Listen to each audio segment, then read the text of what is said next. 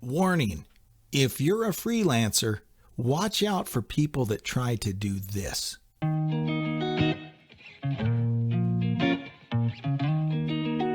Hi guys, welcome back to VoiceOver Startup. I'm Jeremy with a quick little warning. Maybe this has happened to you.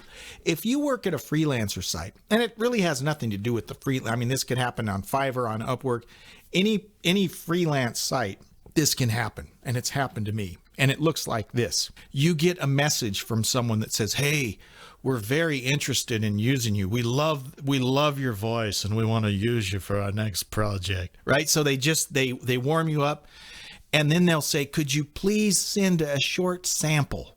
And then they'll have a little script that they'll want you to read and send that in. And you send that in and you never hear from them again. What could have happened, it could be legit. Okay, it could be legit and they actually just didn't use you. However, if they never followed up, that's kind of crappy. But what happens often is that little sample that you sent them, they're using it. And they just had you produce a voiceover without paying you. So here's what you do. If you ever have someone that needs to get a sample, never send them the full script that they sent you. Or change it, okay? Let's say that the sample is only 20 seconds long, right? 30 seconds long. So it's easy enough to read 20 or 30 seconds. But if it's got a phone number, if it's got a name of a business or whatever, change it.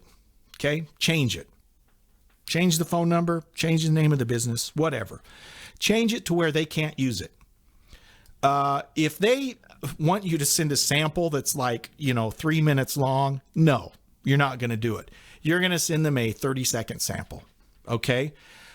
Because if they are trying to scam you, they can't use it that way.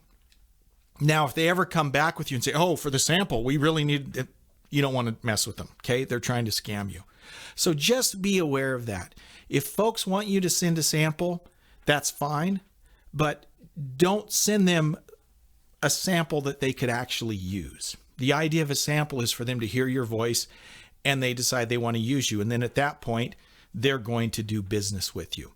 But watch out, because there's scammers out there that will do that. Thanks so much for watching. If you haven't subscribed yet, take a minute and do so. And we'll see you next time on VoiceOver Startup.